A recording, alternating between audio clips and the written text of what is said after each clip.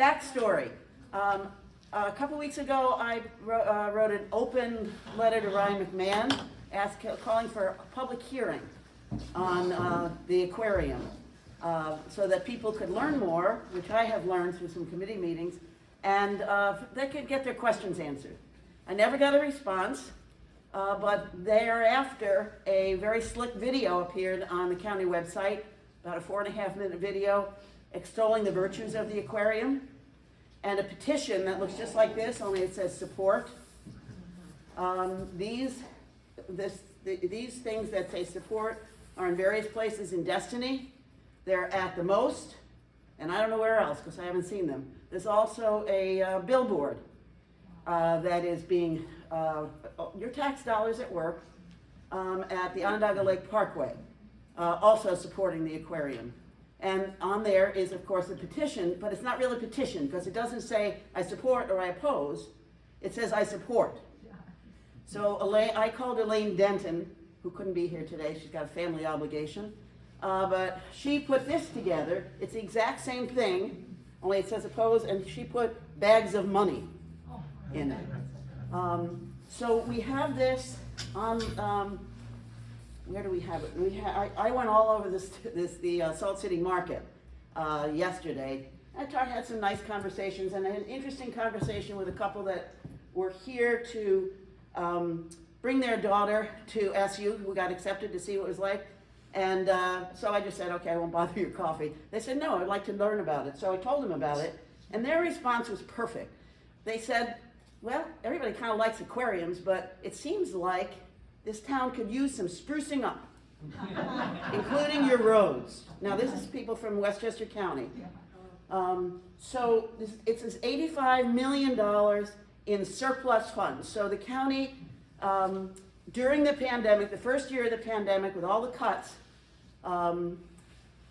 and when the stimulus money came in, sales tax went back up.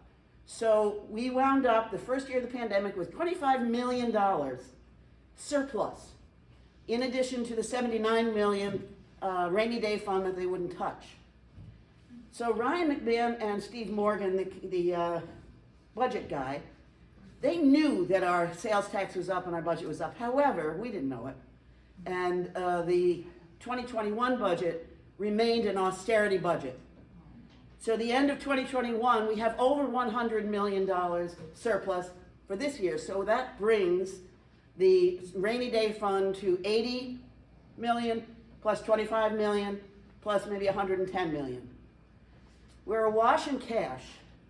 And all people want to do, whether it's Kathy Hochul wanting to put $850 million into a stadium or an aquarium, there's also going to be coming up in front of the legislature.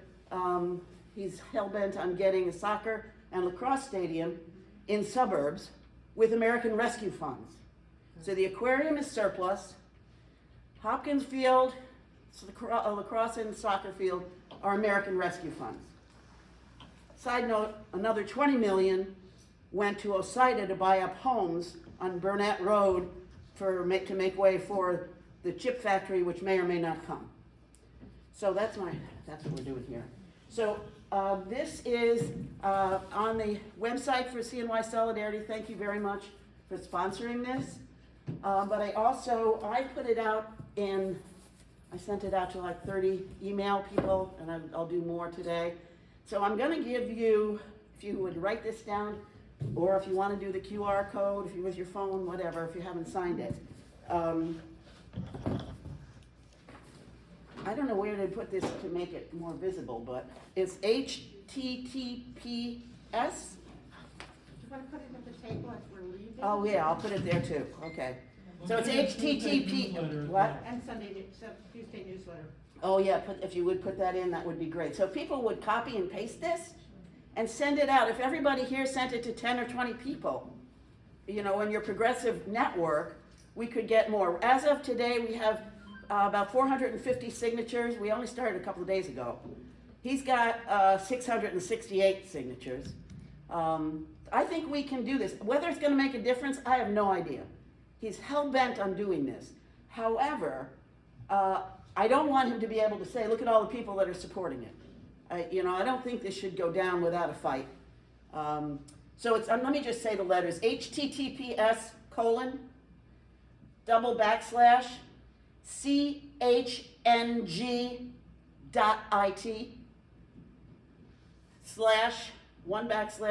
capital K, capital V for Victor, number 5, capital Q for Queen, lowercase b, capital T, H, N like Nancy.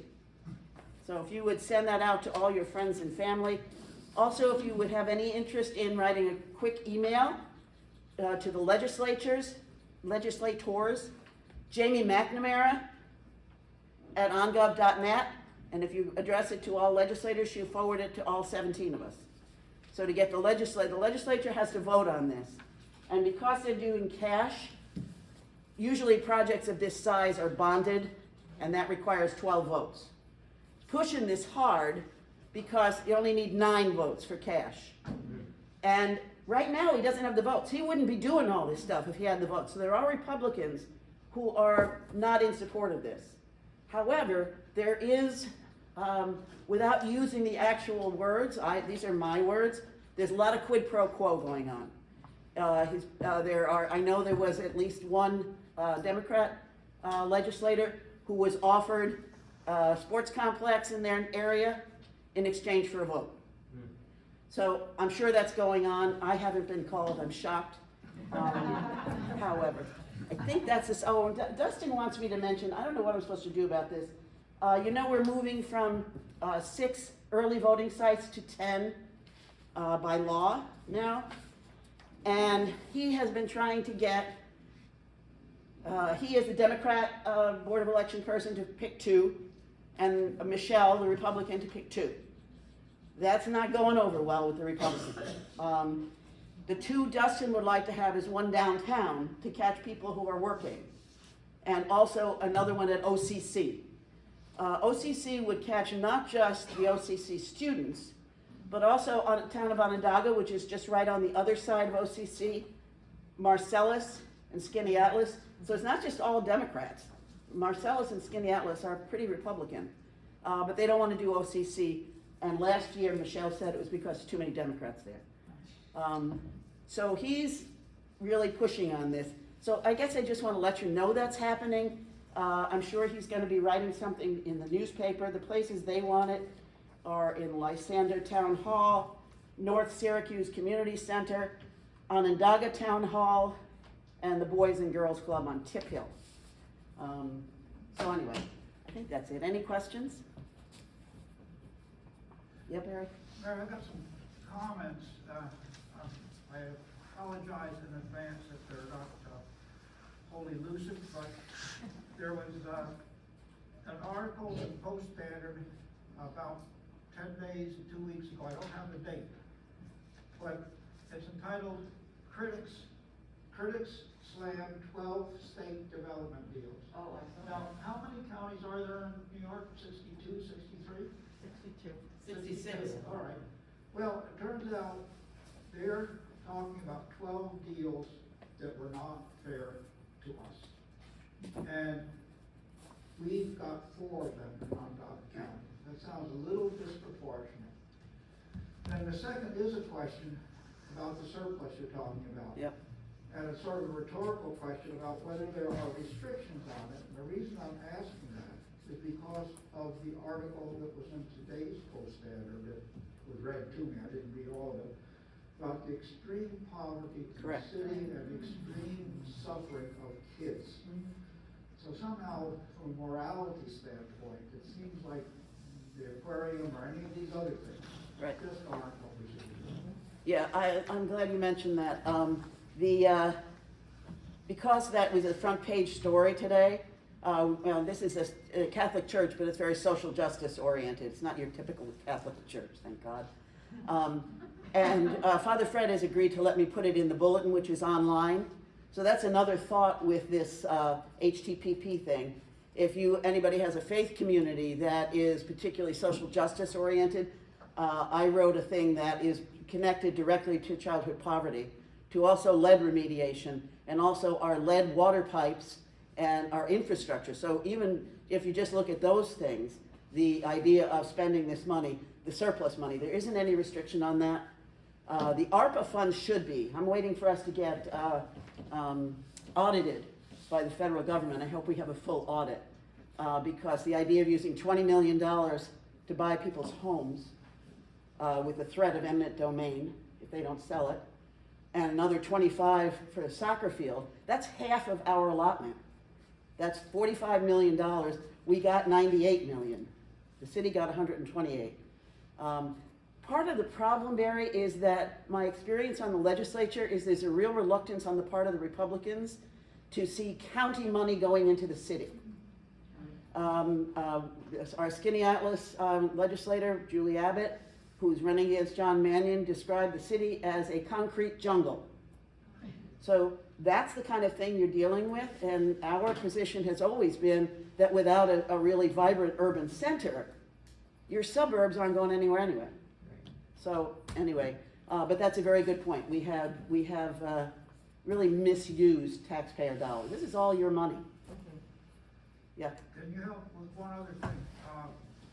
I witnessed the OSIDA operations with regard to Amazon. Yeah. Of course, it's not in our town, some neighboring town, 2 towns over. Anyhow, my understanding is that those kind of agencies are able to operate without oversight. That is correct. Can you please explain that? I have no idea, because it's an authority. It is not, we can't audit it or control the money. Dinopoly does do audits, and my understanding is a couple of years ago they got caught up in dealing with that, but I don't know who oversees them. We don't. This $20 million that the Republicans gave them is supposed to be a loan, but the loan and we asked on the floor and it was not answered. It's a loan for how long? Is there interest? When are you supposed to pay it back? Bill Kinney pointed out, he said, I go to buy a car, I've got to secure it, I've got to sign something, and I've got to say when it's due. Apparently nobody had to do that for this. So there's very little oversight, and I don't know, he's got a lot of control over the legislature. One more question, John, really loud if you can. Mary, Yeah.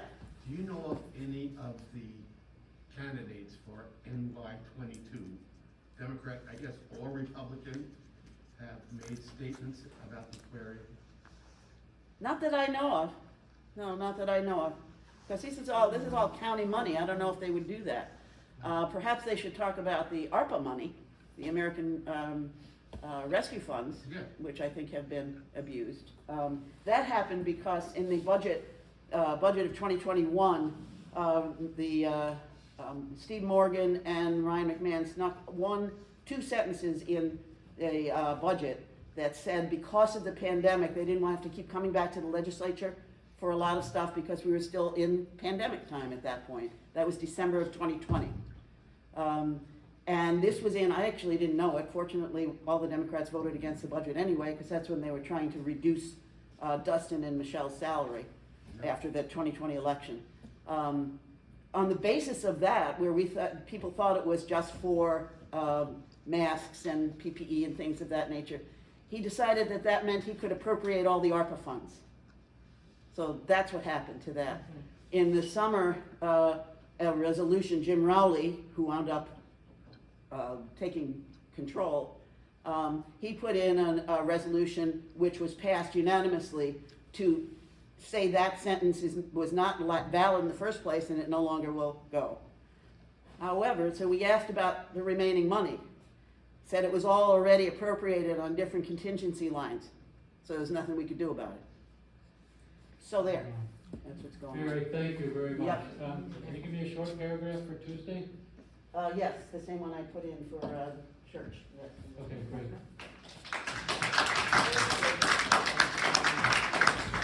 Okay, glad to hear about our congressional races. Everybody started? We're all coming up though, right? So, Hi, everyone. Deborah. Thanks for coming to, you're on camera. Anywhere from here over. Thank you. Hi, everyone. Mark will wave you if you need to. 2 or 3 inches, good. All right. Is this good, Mark? Mhm. Okay. I'll try to do that. Indivisible Onondaga County, along with a couple of other indivisible groups, presented in the past couple of months 3 forums introducing the congressional candidates. There were 7 congressional candidates at the time. Since that time, one of our candidates, Steve Holden, has decided not to run for the seat in the 22nd district. He is now running for the seat in the 24th congressional district. So we have 6 remaining candidates left. At those forums, there was very little opportunity for discussion. The only time we had any discussion was at the forum where Josh spoke, because we had extra time at that forum because one of the candidates had to postpone their appearance. So we had an opportunity to meet all those candidates. I know that a lot of you were at those forums. So what we want to use this for today is to talk a little bit about the new district lines, and then also give some highlights about the candidates, and then use the rest of the time for discussion. Like Tom said, we are having a meeting on Tuesday night where we're going to discuss whether among our group there is consensus for supporting any of the candidates. And then the following week, we are meeting with some indivisible groups from throughout the whole district to see if among all the indivisible groups in the district there is consensus to support one of the candidates. And if there is, we will move to nominate that person for national indivisible endorsement. So this discussion at this meeting will be very helpful to us in terms of getting input for those meetings. So thank you, and the first thing, Tom is going to talk a little bit about the districts and the changes in the district and what that means. Right there. Thanks, Deborah. Am I good? Yes. Yeah, awesome. So yeah, as Deborah mentioned, we just, Indivisible Onondaga County, that's her new name. The main thing we've been working on in recent weeks and months is this congressional race, just sort of focused on meeting the candidates and talking about the district and the like. And so we just want to share some of what we've learned today and answer questions people might have, and hopefully just have a little bit of a discussion to help inform our thinking about the race moving forward as well. So I got a couple graphics here, and I recognize they're going to be hard to see, but I will describe, because of the light in here is not great, but I'll just describe also what's up here. So the first thing is that we have a new congressional map. So I have a couple images of it, but this one just shows you the whole state. These are the old maps used for the past decade, and then over here is the new map. And so, importantly, right, this was our old district, the purple, New York 24, right, extending west, including Wayne County, right, almost all the way to Rochester. And now we're in New York 22, which extends in a different direction, right, extends southward. Thank you, that's a little better. And it's also a different color on this map because it's a less purple district and a more blue district, right? And I'll show you some numbers on that in a second. Here's also, this is going to be hard to see with this projector, but here's a sort of zoom in on our map. And if you could see the light blue county lines, you would see that the new district includes all or part of 8 counties, right? So it's a quite sprawling district. Previously we had 3.5 counties in the district, 3 counties in full, plus half of Oswego County. Now we've got all or part of 8 counties. This, I'm pretty sure, is going to be hard to read, but I have, oh yeah, that's impossible to read. So I don't know what is up with this projector. But it's just screenshots of the enrollment numbers as of February by county for this district, and so I can tell you what the counties are, but the gist of it is that most of the voters are in Onondaga County, right? I think I think about 60% of the district's voters are in Onondaga County. And some of the counties that are included in the district, it's really just a sliver of them with only a couple thousand voters. The biggest takeaway from the enrollment numbers for the new district is just that it's a significantly bluer district than we lived in previously. The previous district was a Biden +9 district, so in the 2020 election, Biden finished 9 points ahead of Donald Trump in New York 24, and the current district is a Biden +18 district, right? So that's a sizable shift, right? And so what it means is that whoever the Democratic nominee is in this congressional race will be very much the favored candidate to win in November, which of course means, since we have a contested primary, that the primary is super important, right? Because whoever wins the primary is gonna be a very strong favorite to win in November. So it's good news, because we're gonna, hopefully, knock on wood, if things go well, we're gonna have significantly better congressional representation than we've had in recent cycles.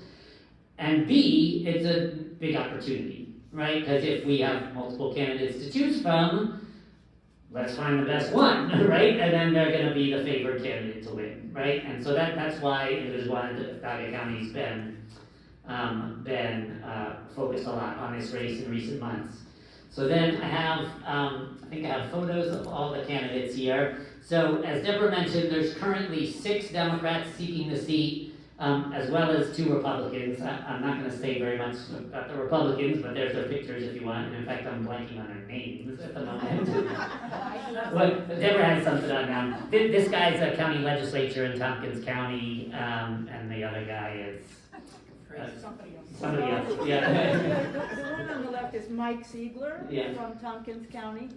Okay, He's currently the legislator. He's been endorsed by 7 of the 8 Democratic, Republican organizations, yeah, in the district, and those are the only ones that have kind of gotten behind anybody. yeah.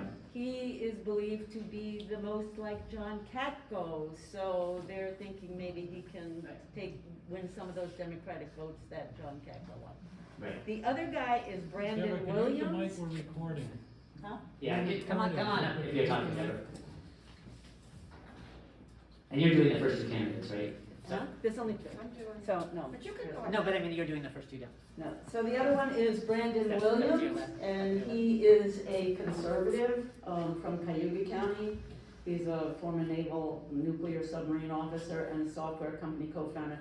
He identifies himself as a political outsider. He's very conservative, and he has already has the state conservative party's endorsement, which guarantees him a ballot line if I think, if he, I don't know what he'll do if he doesn't win the Republican primary, if he'll kind of continue racing, but if he stays in the race, that could set up a fight between them. So, I mean, they're only important in that whoever is the Democratic candidate will have to run against one of these 2 guys. So, do we want to run against Trump or Katko? I don't know. Do you want to just stay up there and do your guys?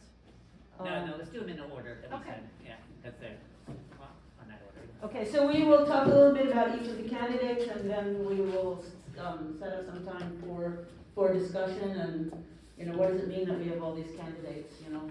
Who's gonna take away votes from who's gonna, whatever. Okay, thank you. Okay, first we have Francis Knoll.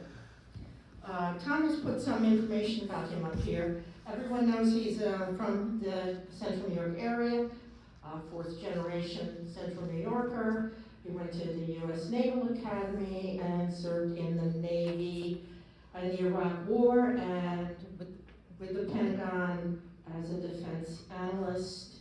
He's been endorsed by the Onondaga and Cayuga County Democratic committees and has raised $224,000 in the first quarter and $362,000 cash on hand. So you know a little bit about his background. Chris, come on over into the picture, thank you. He has a very broad agenda. He has That's, long time ago.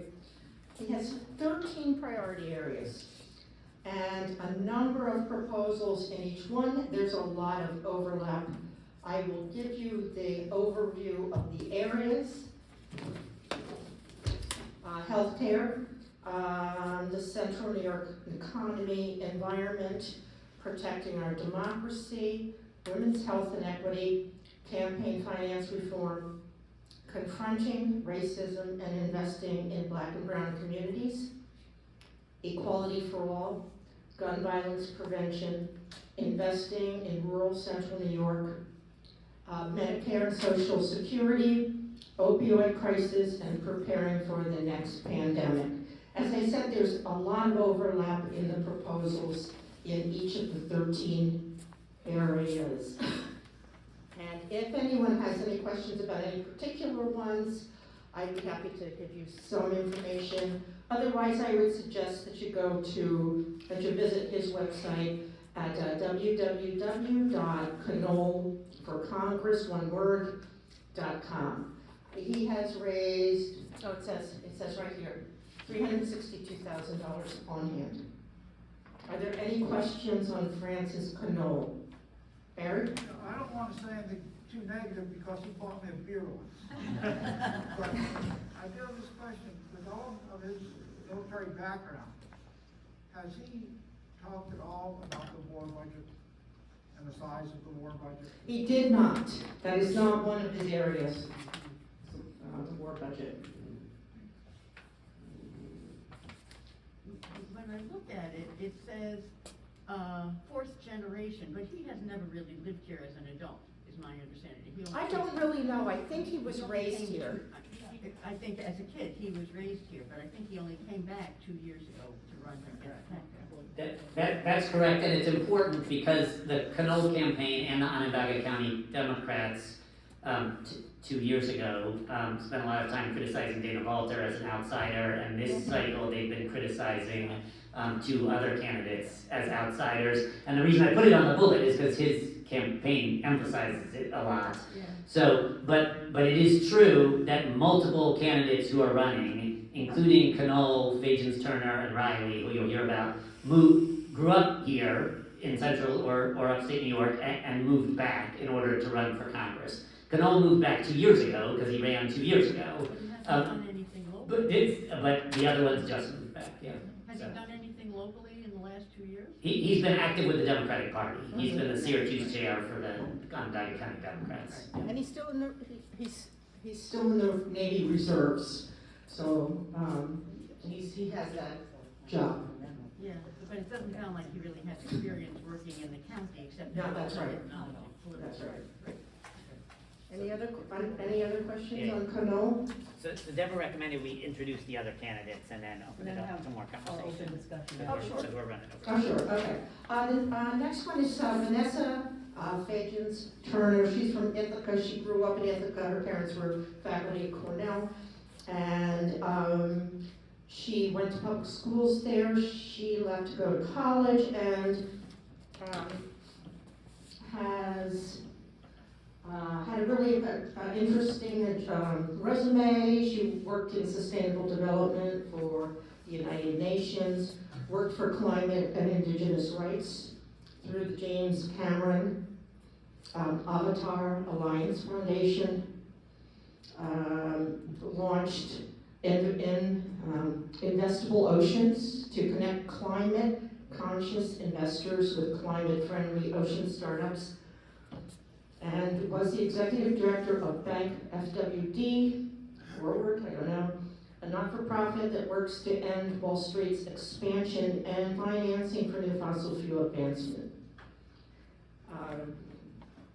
She, as Tom mentioned, just returned here. She has been working though with the Ithaca City Green New Deal project as an advisor, and those of you who may remember that they presented at our March meeting.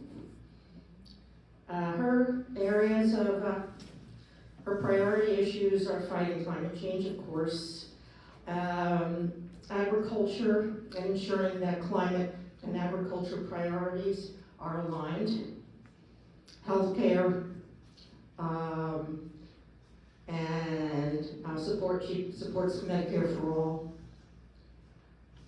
New and improved investments in elder care, child care, and mental health care.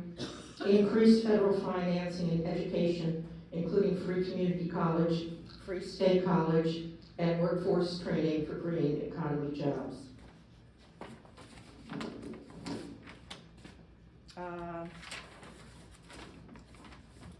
And you can visit her site at vanessaforcongress.com. Thanks, Chris. I'm gonna quickly introduce the next two candidates, and then Deborah's gonna introduce the last two, and then we'll open it for more conversation. So Sarah Clay Hood is local. I first met her a couple years ago at the very beginning of the 2020 campaign cycle. She reached out to Indivisible New York 24, as we were known then, to say she was considering running, and we met and had coffee. And at that time, I told her, we were already on board with Dana. We had supported her in the previous cycle. But she did some reach out, and she, was exploring a run, and she eventually decided not to run for Congress, and she ran and was elected to the DeWitt Town Council instead. So she is currently a DeWitt Town Councilor. She, again, born and raised in CNY, attended Chittenango High School. She, in terms of issue positions here, we're mostly just drawing from the candidates' websites and or personal conversations or Zoom forums that we've been on with them. So like to Barry's question before, some of that's dependent on, like, in the Zoom forums I've been at recently, like nobody asked about the military budget, so I haven't heard Fran say anything about it, but it was partly the structure of those events. So that next time there is a public forum, I encourage folks to try to get on it and ask those questions that we don't have answers to yet.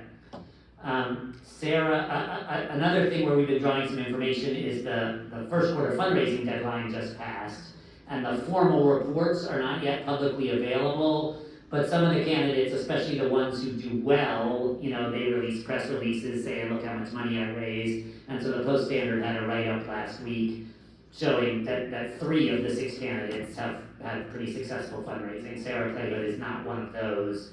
So we don't have any actual numbers from her campaign yet, but she has been raising substantially less money than some of the other candidates. She also doesn't have any institutional endorsements that I'm aware of or that are listed on her website. She's not supported by any of the party committees, for example.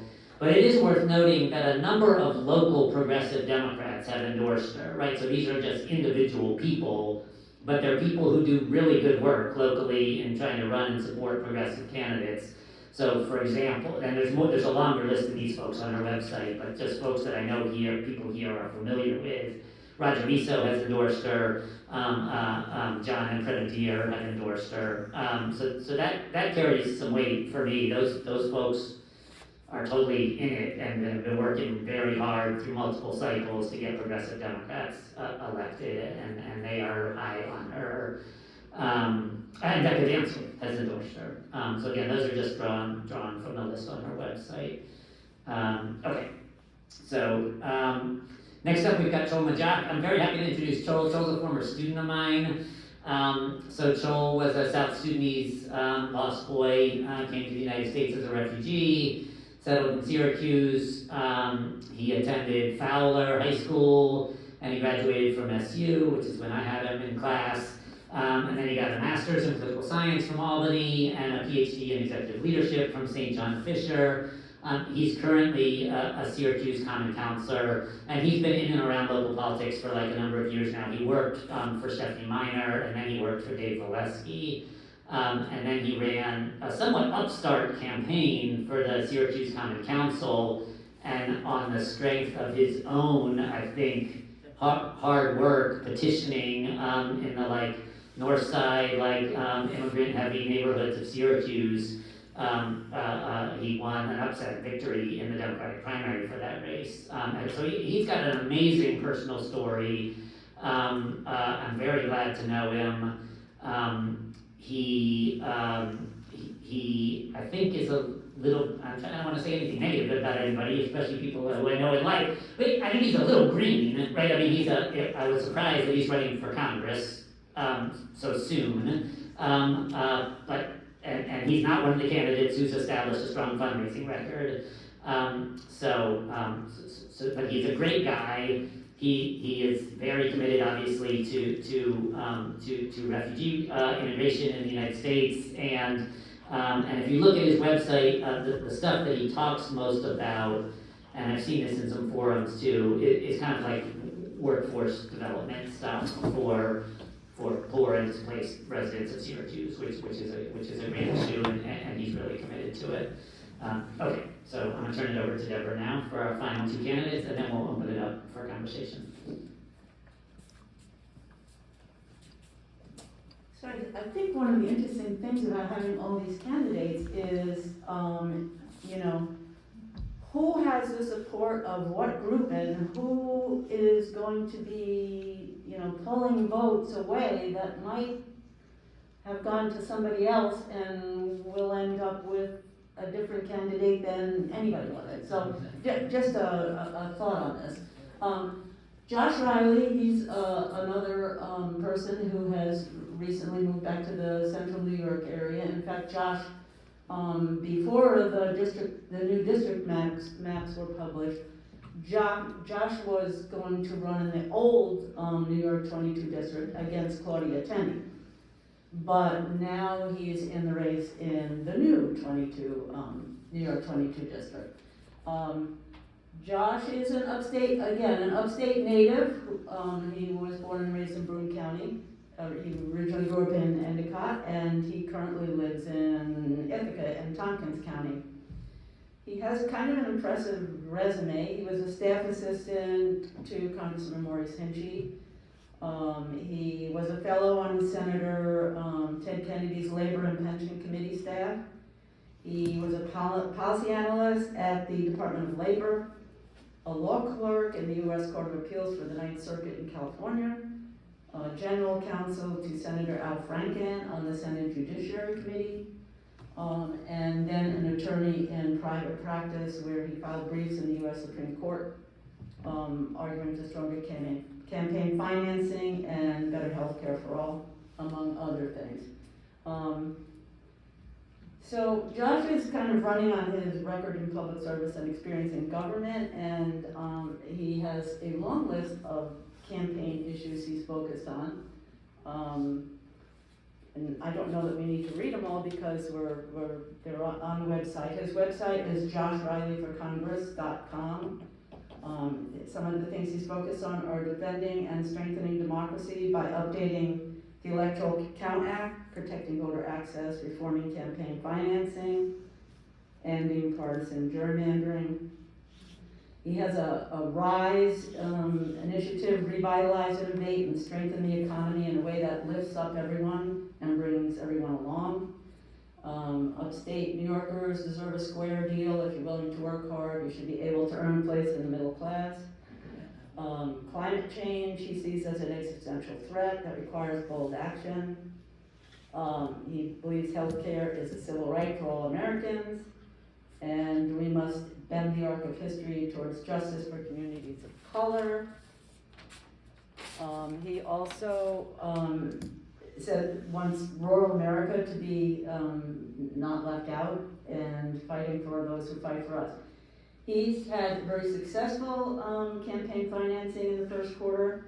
He's not accepting corporate PAC money, but according to the article that was published in Syracuse.com, Josh raised about $360,000 in the quarter that just ended and has $550,000 on hand as of April 1st, with about $425,000 available to spend on the primary election. He's at this point, I think, leading all of the candidates in his fundraising efforts.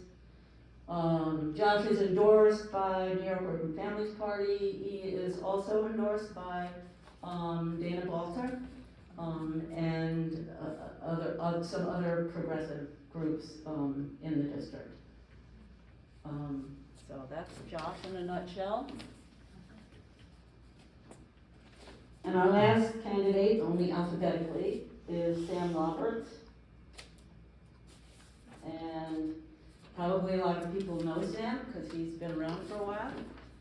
Sam is a Syracuse and Central New York native who currently still lives in Syracuse. He began his career as a community organizer, and then he was an active member of UAW in his work at General Motors. He served in the Onondaga County legislature. I think these are the right numbers. I think he represented the 19th district from 1990 to 1999. And then he served in the state assembly representing the 119th district from 2011 to 2013 and the 128th district from 2013 to 2015. He's also served as State Commissioner of the Office of Temporary and Disabilities Assistant, and most recently as SUNY Oswego's Special Advisor for Neighborhood and Organizational Collaboration in Syracuse and CNY regions. I think Sam is running on his experience in elective office and his long career in public service and in the labor movement.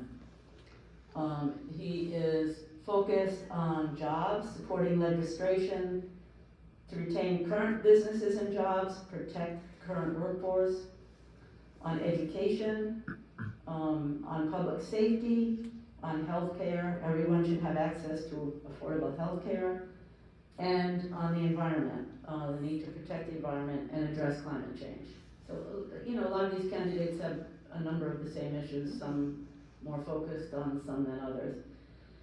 As far as campaign financing is concerned, fundraising, the Syracuse.com article reported that Sam Roberts had raised about $75,000 as of last week, but he wasn't able to provide specific breakdown of his fundraising at that time. So those are our candidates.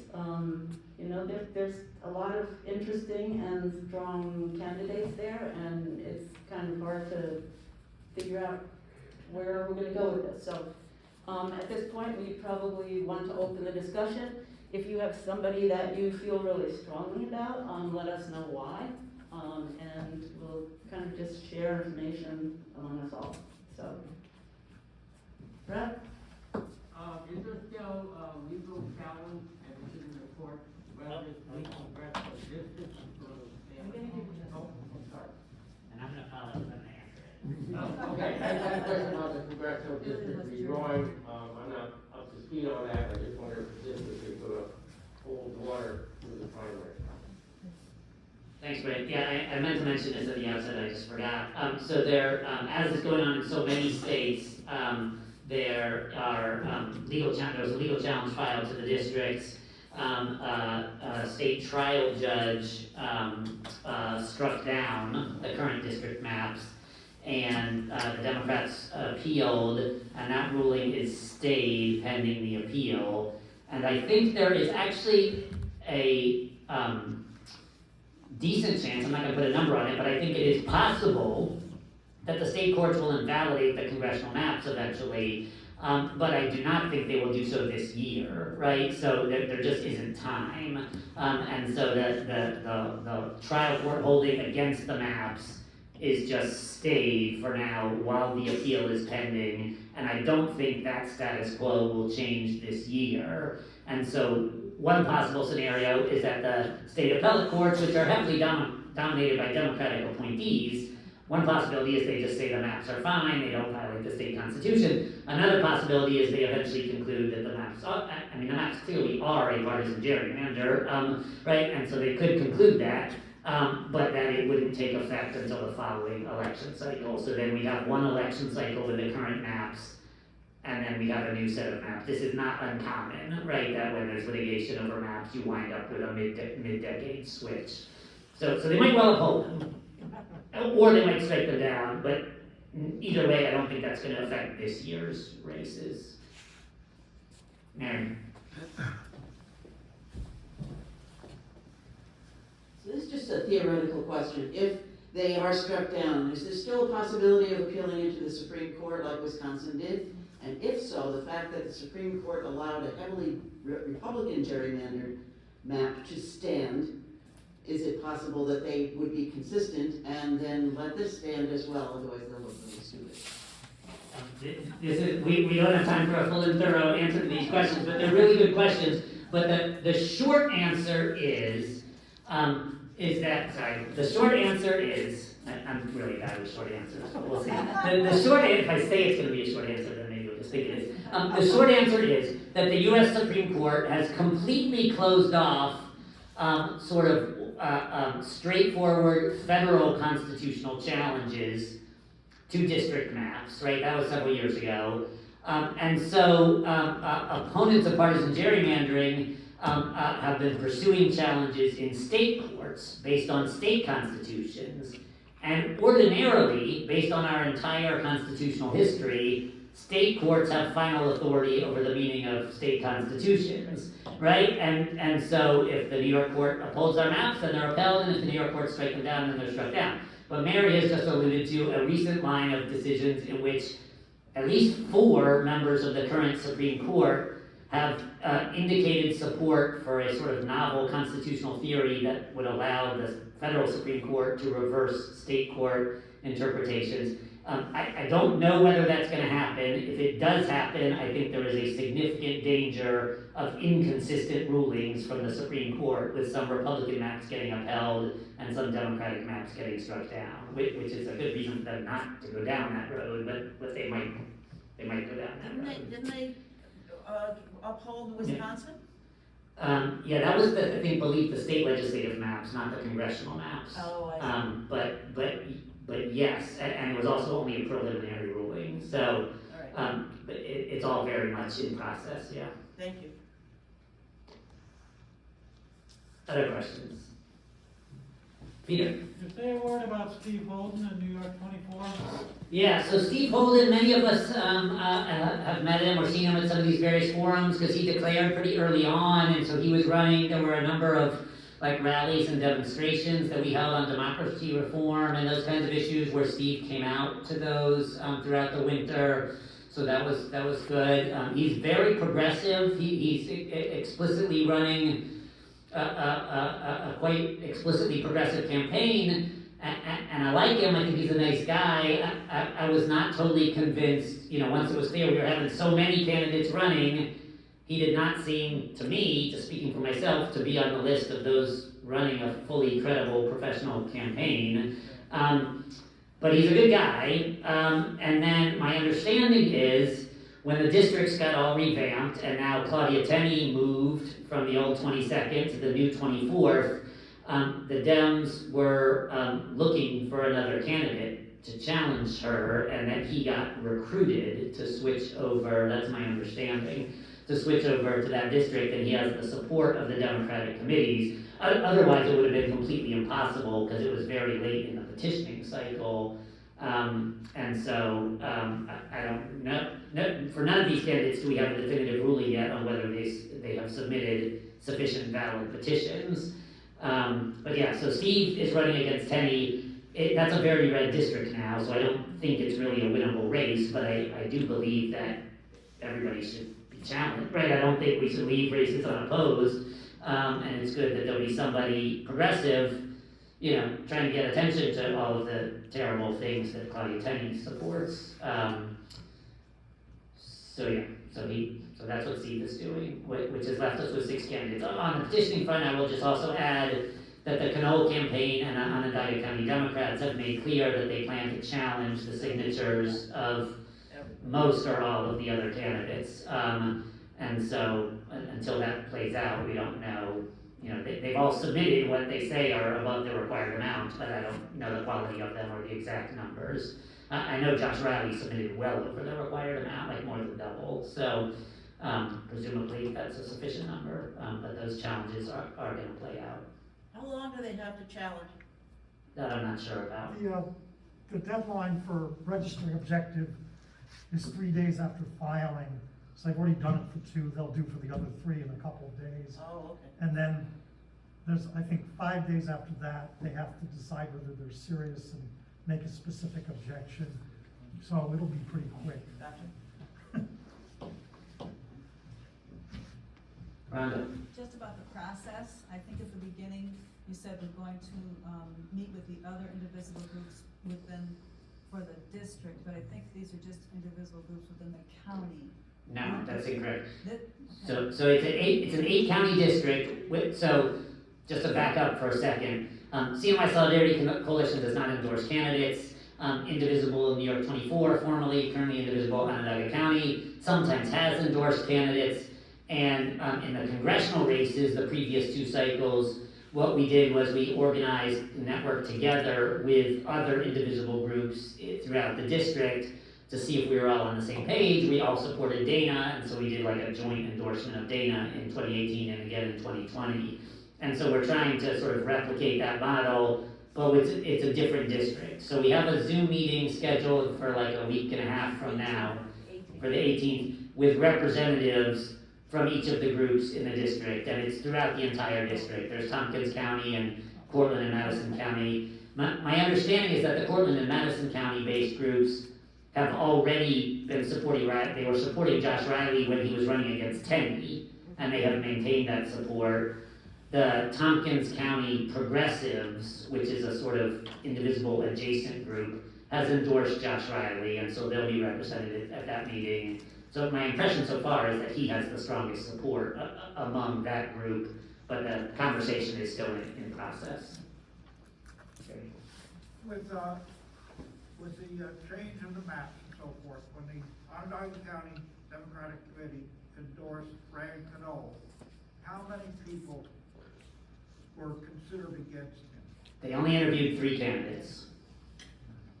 Right? They interviewed Fran Knoll, Sarah Clay Hood, and Stephen Holden, who were the 3 candidates who had met their deadline when we still didn't know what the maps looked like. I mean, it was, I'm gonna speak frankly and speaking only for myself, it was a truly preposterous process. Sarah Clay Hood and Stephen Holden said on the record to the Post Standard, this is a ridiculous process. Like our candidacies were considered, so we weren't the ones excluded from it. But how are you excluding, like not even interviewing these other candidates, including multiple candidates of color, right? Another woman candidate, right? I mean, just didn't even meet with them because they just stuck to their arbitrary deadline. And the Onondaga County Dems endorsed Knoll last time around too, and I think the process was set up to ensure that they endorsed him again, is my impression.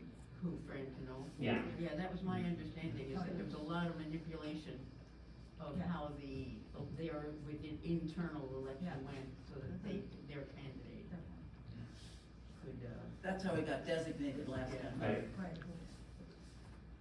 Peter?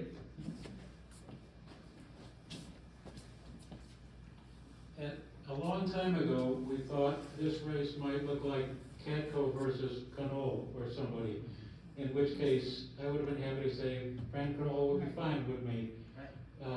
He's got some strengths in the moderate areas of the district.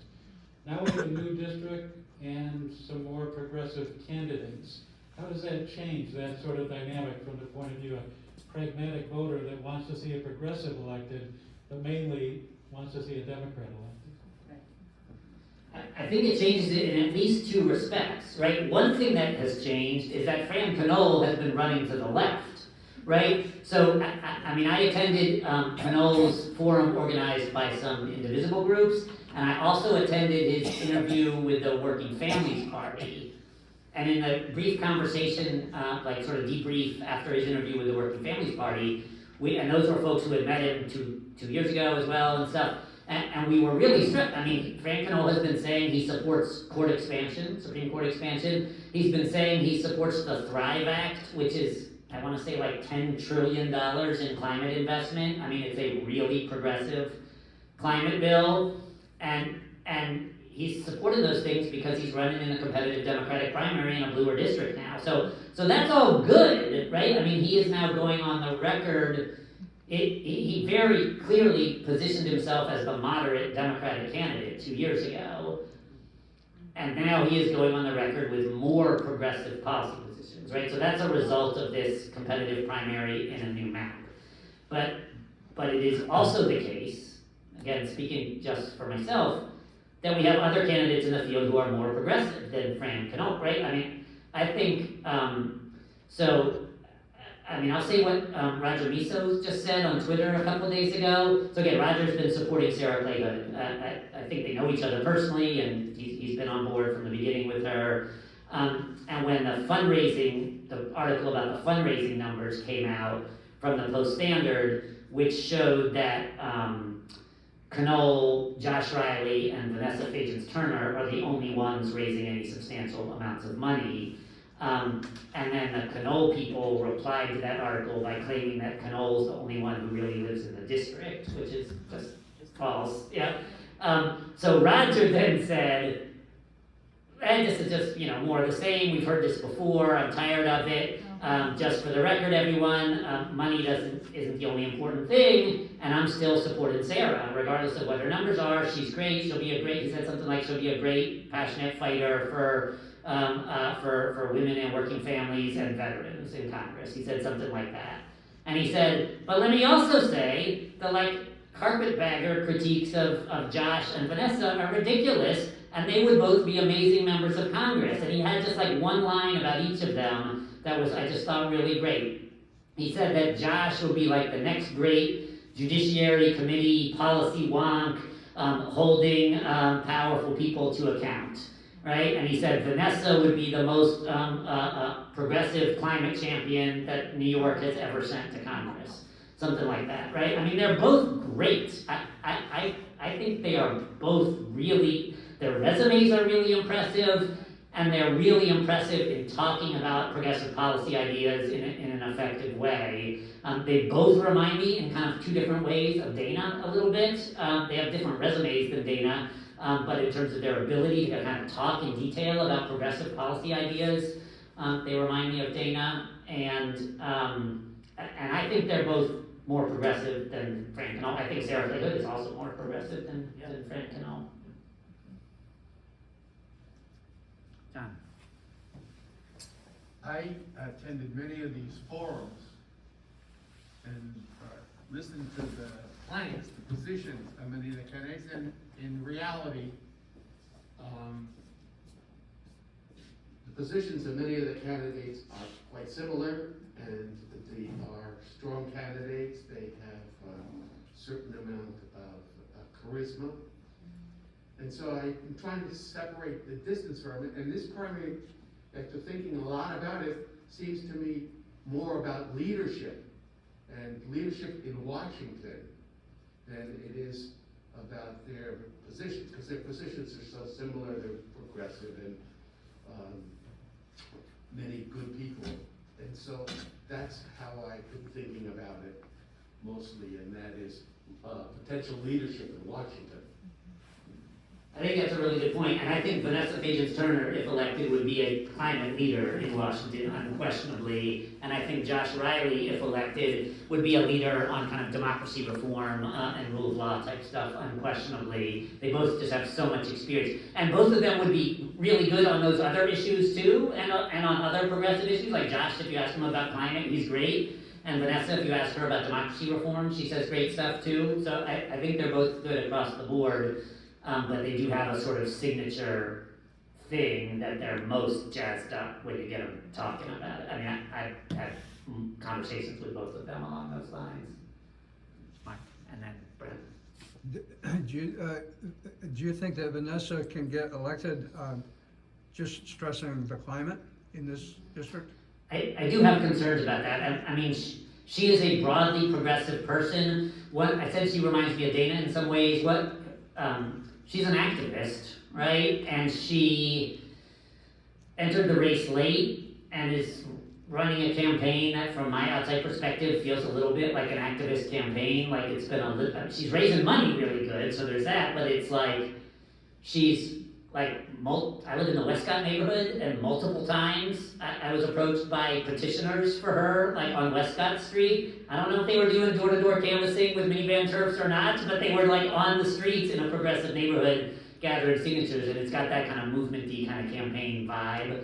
And if you ask her about other progressive issues, including issues of Syracuse poverty and the like, which we have asked her about, she gives pretty good answers, but she's not from Syracuse, and it's not clear to me how much time she has spent up here, or how many people up here she has talked to. That I'm just not clear on. Josh is also not from Syracuse, but I know a lot more people who've heard from him, right? I mean, he was in the race earlier, so that he had a head start.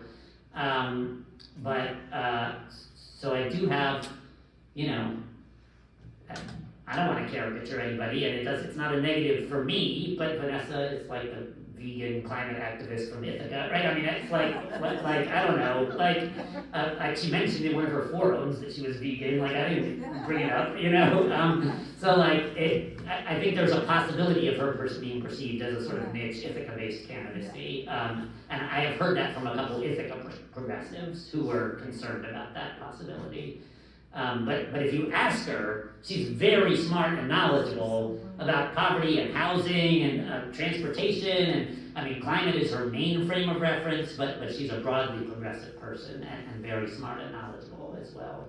I've got Brent and then Rhonda. Yeah. I believe we're used to having a candidate that's from the Syracuse area. I mean, think of Taco, well, I'm wondering how big a factor that might be in our Onondaga County Democrats who will choose. Yeah, can they rig it? Moving to geographically prejudiced in favor of people who feel more hard-hit. Right, I mean, it's a good question. I think Knoll certainly has an advantage on name recognition over other candidates in the Syracuse area because he's based here and he ran 2 years ago. But June primaries are low turnout affairs, right? And so I think it's gonna turn in part on mobilization, right? Which campaigns are best able to mobilize their supporters to the polls.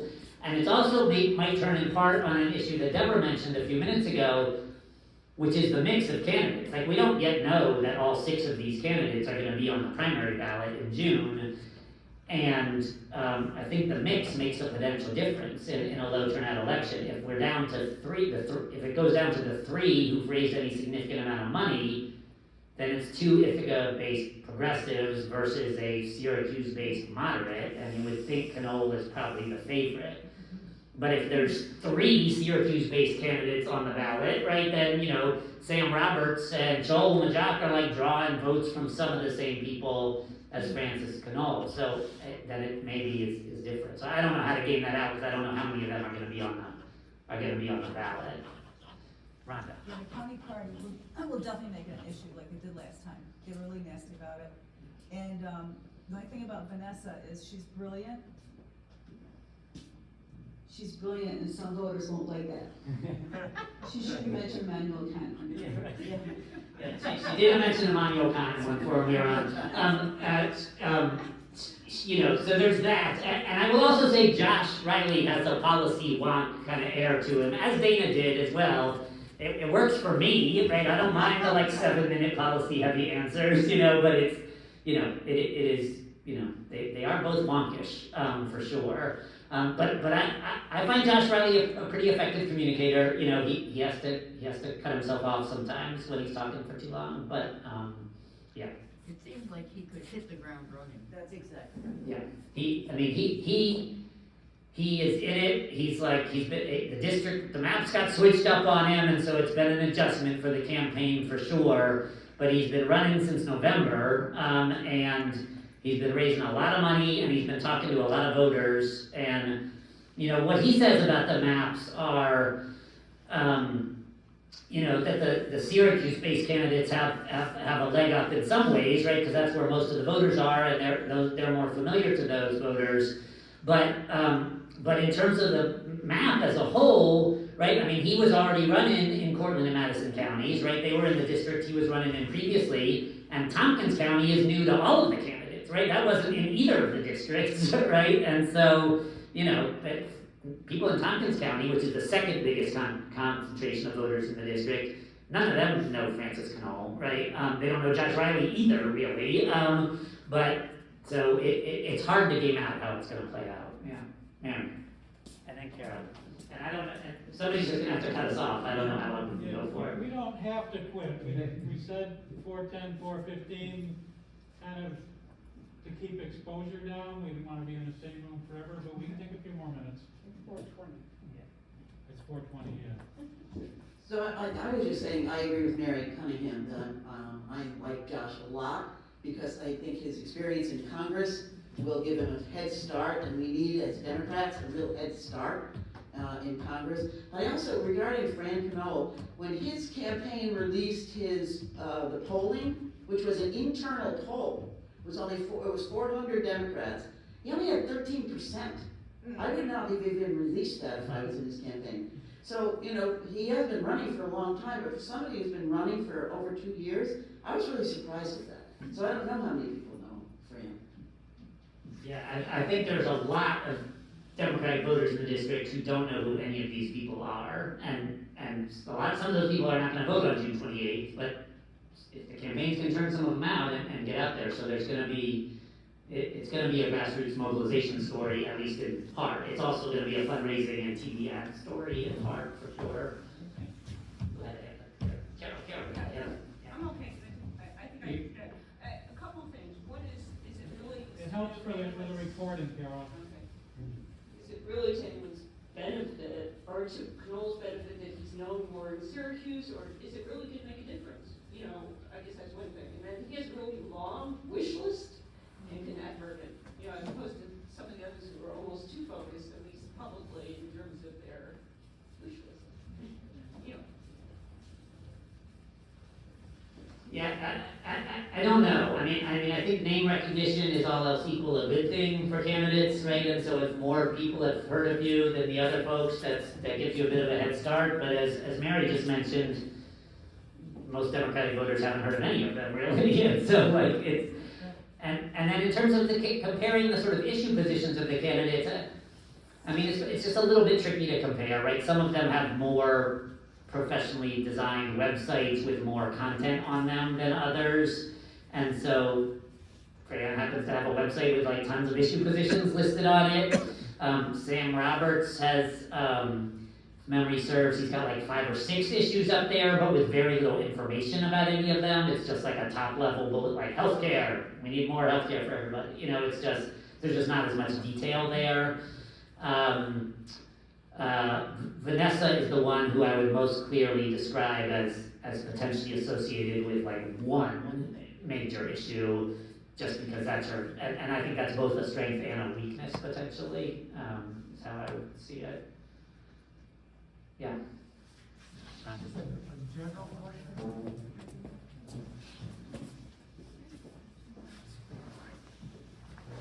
Just a general question that when Barry raised the question about the military vote, if all of the candidates have pretty similar positions on things like the environment, education, what have you, and your response was that at the interviews, no one had raised that as an issue, the question of the military budget.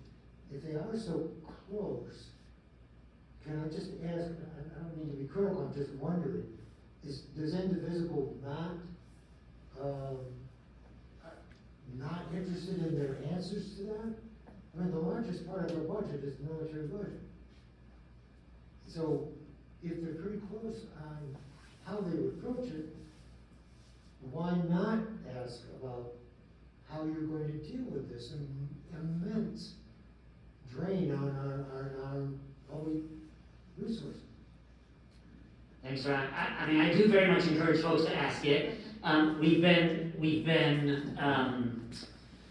in terms of questions that we ourselves have put to the candidates, we've been constrained by limited time, right? The only forums that we, Indivisible Onondaga County, have been involved in the selection of questions for has been a series of forums jointly organized by a bunch of groups with each candidate for, I want to say it was like 30 or 40 minutes, something like that. And the questions go by quick, right? And the questions were assembled by representatives from those like 4 different groups or however many it was. There's a lot of important stuff that didn't get asked about, so that's all I can say about that. But I very much hope that a positive benefit of a competitive primary is that all of the candidates are gonna be eager to, out there, and they wanna be in front of voters, right? And so any group that wants to schedule a forum, or co-host a forum, or show up at somebody else's forum, and try to make time for the questions that are of interest to your group, I think the candidates are gonna be eager to show up, and so I'd encourage folks to keep pursuing it, for sure. I can tell you that I did ask him that. I hesitated to mention it because it was at a bar over here. But he is against the AUMF, and he did acknowledge, there's a lot of waste in military, which he has seen and thinks that definitely can be looked at. So it's, again, it was a bar conversation, but I agree with you, people need to really push all of the candidates on that. When you say he, who are you referring to? I'm sorry, Francis is the only one. Thanks. We talked about who can win the primary and who would give good leadership in Washington. And it may be a conservative thing to ask, but who can win in Onondaga County? Because the whole business right now with Congress is so tight, and if there's a chance of flipping this district, and I have no sense, I know that Katko got a lot of hate mail after he stepped forward, for impeachment. And so it's clear there's going to be more right wing, or I suspect. But it's also a moderate district, so I don't know, I'm not speaking. All of these candidates in some respect are appealing, actually, in different ways. But what I just keep coming back to is who can win in this, in this area. I mean, it's a great question, and I think David wants to speak to it too. I would just say, it's a new district, Deborah, right? It's a Biden plus 18 district. It is a very substantially bluer district than any of us here have ever lived in here. And so, there's Democrats and there's Democrats, right? So some of those people are moderate Democrats for sure. But it does at least lessen that concern in my mind, and it also makes it harder to predict. Like, none of us, based on like personal knowledge and experience, can give an accurate description of the electorate in this district. None of us have ever been in the same district as Tompkins County, right? I mean, it's like, so people can study it, right, and try to get a better sense of these voters, but none of us just know based about what this district is like, because it's a brand new collection of folks. Yeah, I would just not to think about who could win. That is, I find that maybe for reasons Tom said, but also the reason we've never been able to predict who can win anything. I just, the most knowledgeable political people, all these pundits are always predicting things. Obama didn't have a chance, Trump didn't have a chance, they're dead wrong. So it seems to me that if the best you can do is to vote for who you want your congressman to be, and and who might lead on some of these issues, because like I'm trying. So my feeling about these candidates, I started out as a Sarah Clee supporter because I think she's mostly because I think she's extremely intelligent and energetic. I'm getting a little discouraged because I still see her somewhat as a policy cipher. Like in these four, I get less and less definition from her. I'm getting pretty excited about Josh Riley. And one reason is because I'm a climate guy. I think the climate is a crisis. I'm thrilled about having a real environmentalist in. But I don't think the climate agenda is going to advance if the democracy is destroyed. And I think Riley is really focused on democracy in regards to the peril. I don't really see that it may be there in the background. I don't see it front and center. And I guess one disappointment with all of the candidates, I don't think any of them are serious about addressing economic inequality. The least serious of all is Francis Knoll, because his proposal is to extend the middle class, from tax cuts to the middle class, get their fair share, which in my opinion is first of all trivial in terms of the economic impact. Second of all, it doesn't poor people, it just benefits the middle class. And third, plays right in the Republican hands of reinforcing the narratives and makes it impossible for us to spend money to actually help people. So that's my take. Thanks, David. I think we should probably go ahead and call the meeting. This has been a great discussion, and I want to thank everyone. And I'm going to pass the mic back to Peter if there's anything to say in close. And thanks. And again, Indivisible Onondaga County is meeting Tuesday, 7 p.m. by Zoom. The Zoom link will go out on our listserv. Thank you for coming, everybody. Based on how things are going, you know, we asked at one of our last Zoom meetings, do you want to meet in person? What do you think for the next meeting in 2 weeks? In person again or online? Of course, we're polling the people who showed up. It's the best we can do. All right, we'll see you in a couple of weeks. Thank you. We have more people than we get online. Thank you. Don't forget to check out Thanks for talking to my son Aaron.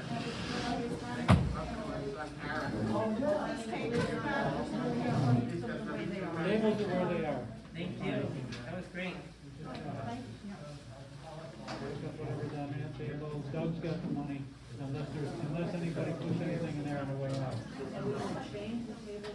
They're staying right here. This is the way they have it. That's how bad the other way. You have a great idea. But you just think it's so true.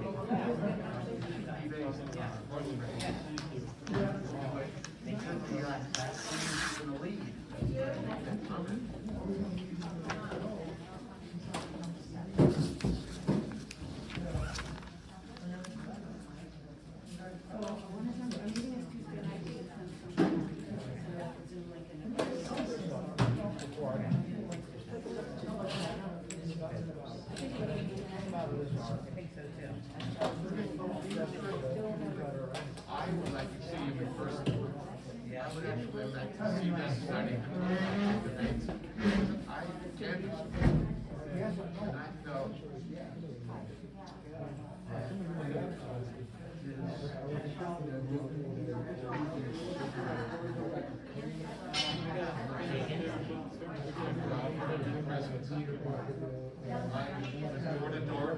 Oh, yeah, so Mary was talking about that.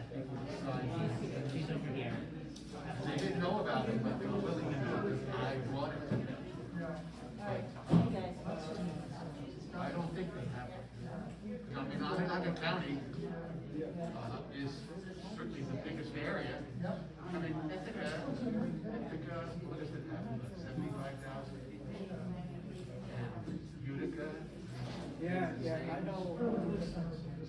Right, in terms of, I wouldn't have thought they'd opened up a storefront.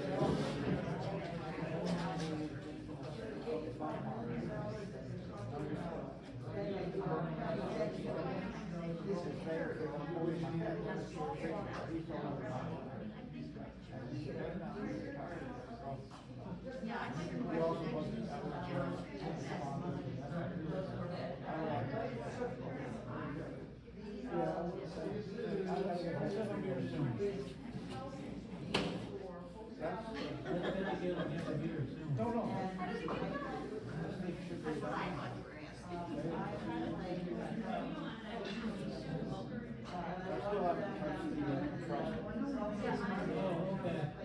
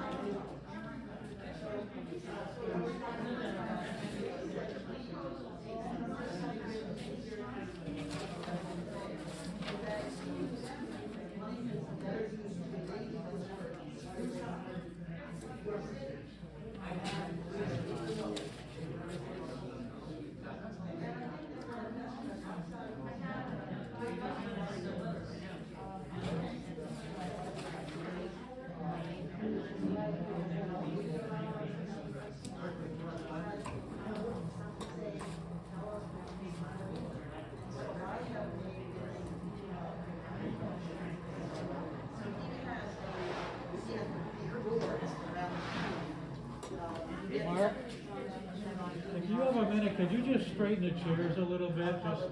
Hearing. So he has many of these around the county, it says support declared.